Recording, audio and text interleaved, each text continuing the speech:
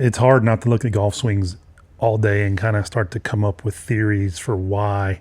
Like the data shows us what's happening. The gray, right, is why those things are happening, or certainly with trends in the golf swing. And I think we've kind of been talking about one of our theories, and it's not really a theory in the sense that the data definitely bears it out, is that bad golf swings are much closer to good golf swings in almost every respect. And kind of talk about the things when we say bad golf swings. I know it's a grossly broad brush to say, but all of the things that golfers consider are big swing faults are so close to the good movement. And golfers have been, and this is our industry, the instruction industry's fault for this. We've taken a player, and by we, I mean in golf instructors in general, have taken players that have flipped, right? Shaft leaning back at impact, and tried to show the opposite of that with the shaft leaning too far forward, when the shaft leaning back by 2 degrees is much closer to where they need to be than these cartoonish things we see golfers trying to do every week in lessons. Yeah. And that's just one thing. Yeah, that's a good one to start on and kind of hammer on, because I'm working on that, in my own swing. So the let's say call it the flip or the scoop or whatever, the motion of the wrist, like what Mike's saying is that's a lot closer. The player is actually making the most natural athletic movement doing that.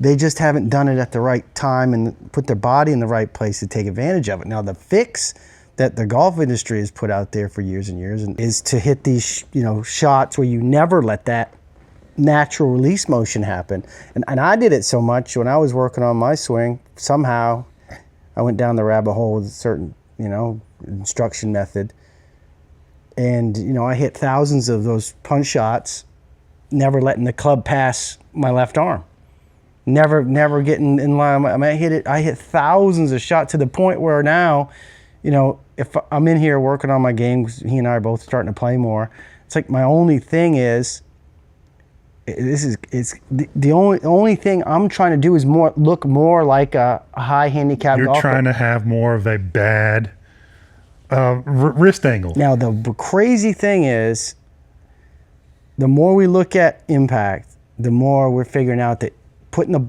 ball and pinching it between your arms so bad to fix a flip might be one of the worst things you could do.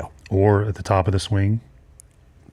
Or at any point in the downswing. If you look at how the arm action is in good players, it's this rotating arm motion where the left one has some give in it and some slack, so that you can kind of make the grip rotate more around your center of your body to get some speed into the club head. Yep.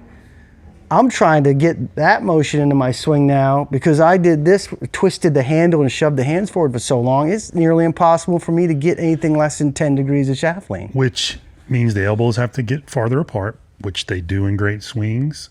And there's methods out there that teach this into the follow-through. Into the follow-through. And we see it every day I see it. It's in my news feed every day on Instagram.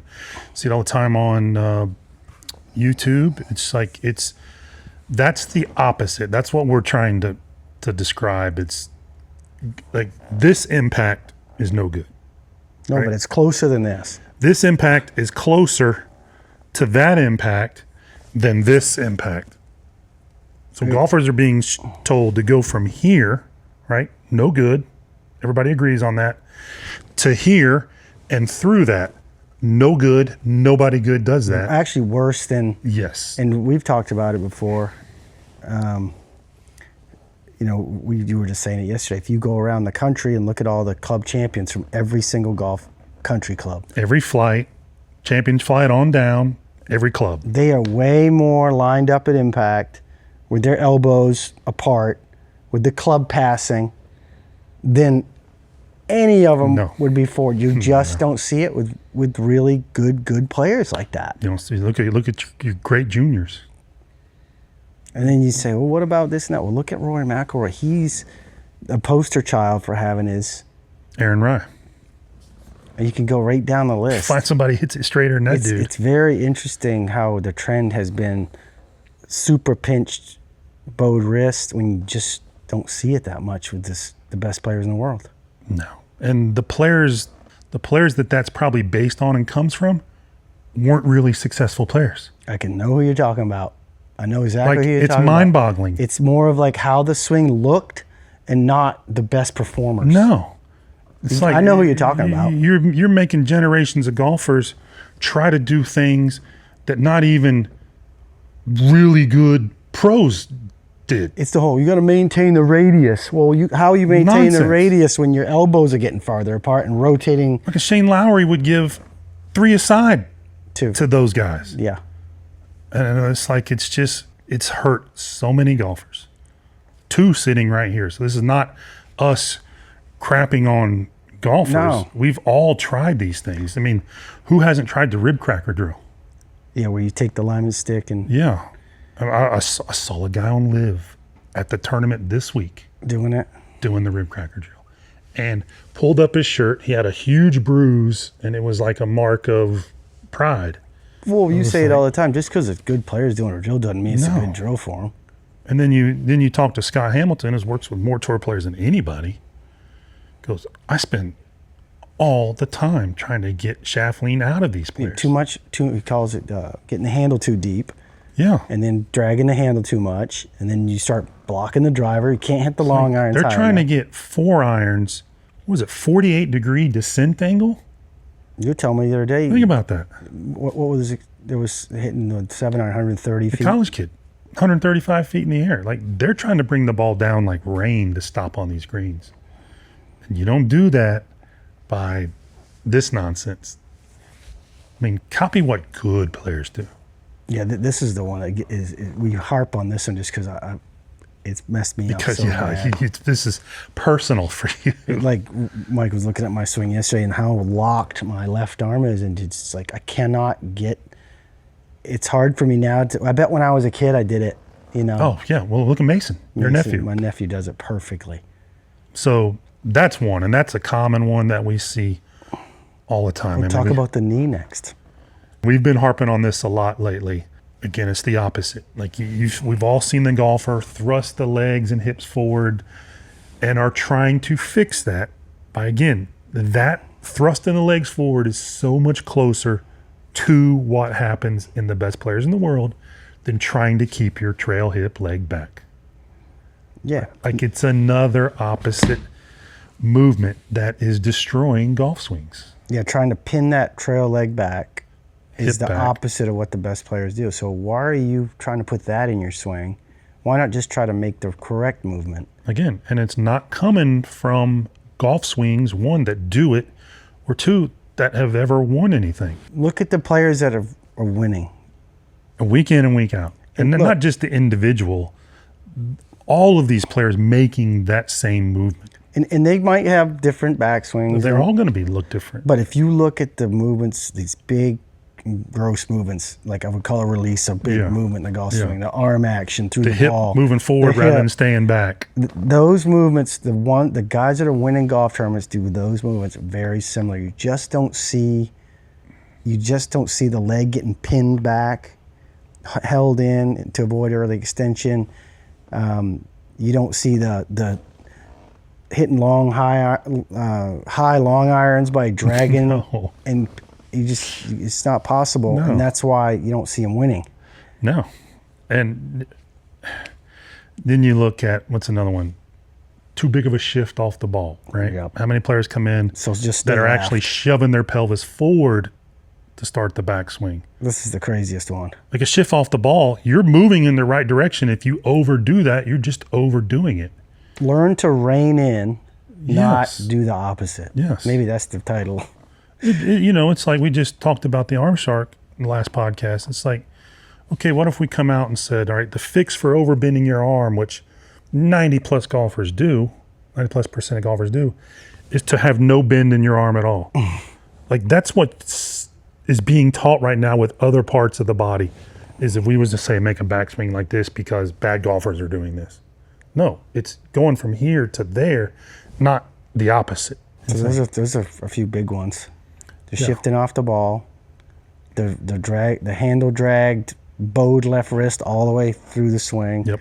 Keeping the extension the right wrist all the way to the follow through, which does not happen. Nope. Not letting or not thinking this rotates at all in the release, that you get it square here and just turn through. Doesn't happen. Or that you have to somehow have the club face matching the spine angle. This is no more arbitrary, nonsensical thing. The spine doesn't match. So you got players chasing that, Yeah. thinking that that's some kind of fix. And it's one of those things that just, I think what happens, it looks good on paper. Like, oh, the arms just have to stay perfectly straight and lock my wrists in because that's a perfect circle.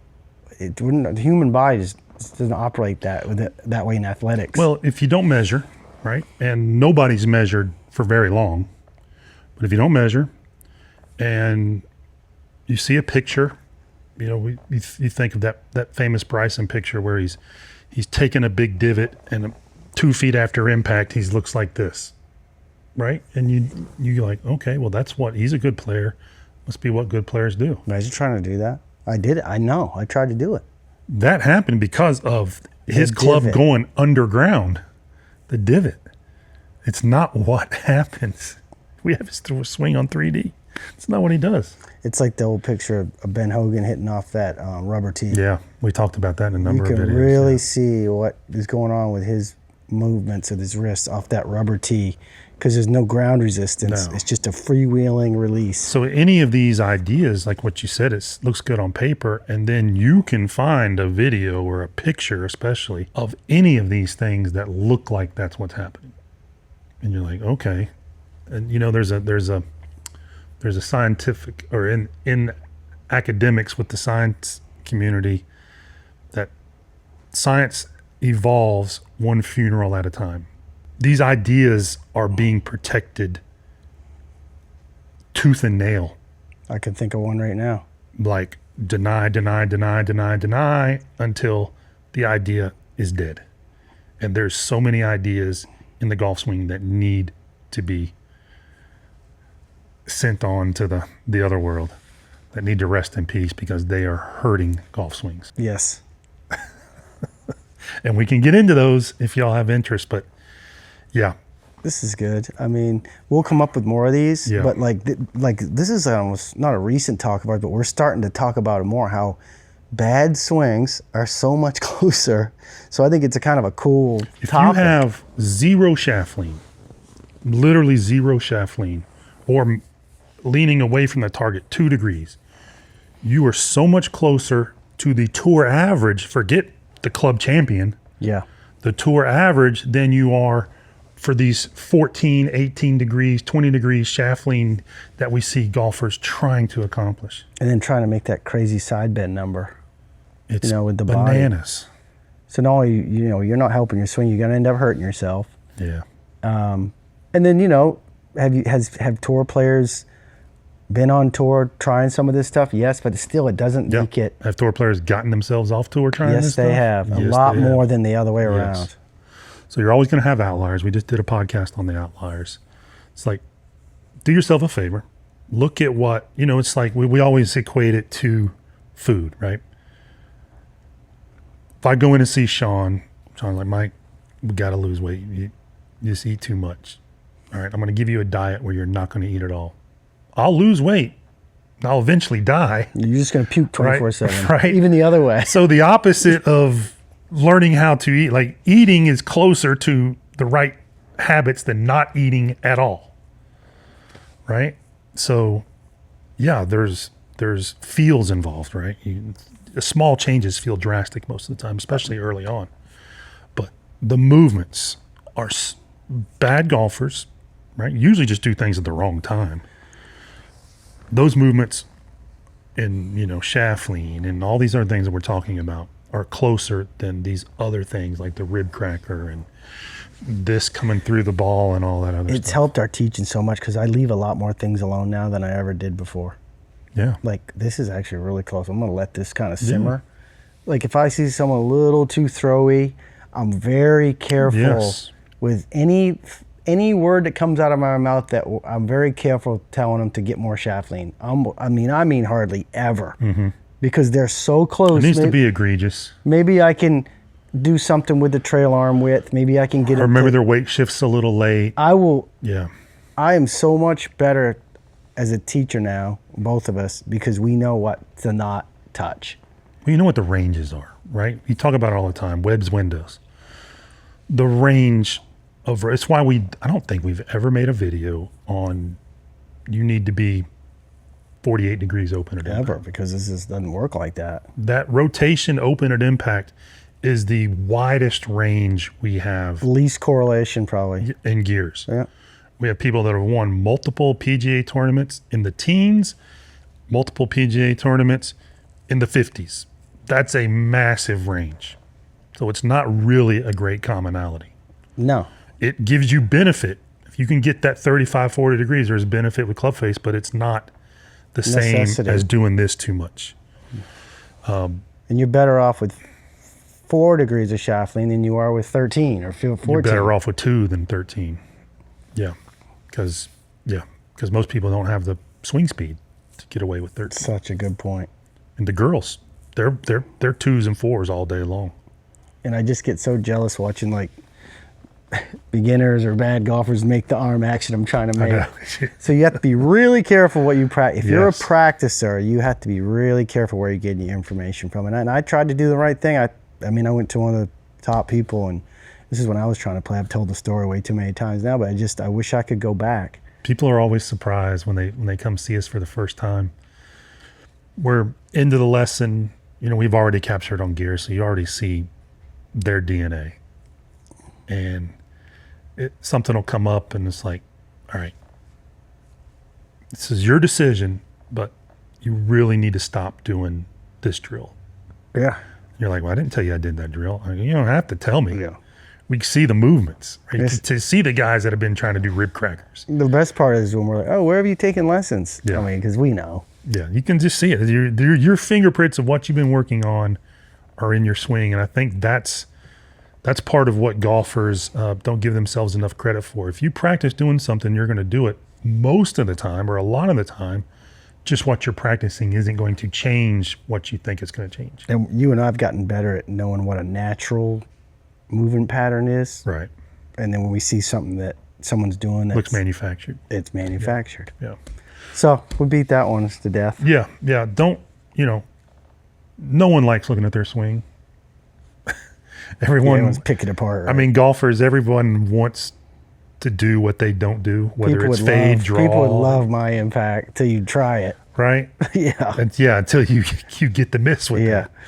But give yourself some grace when you're looking at your golf swing. Try to have someone else qualified to look at your golf swing, because it's very difficult to objectively look at your swing without all the baggage attached to it. Yep.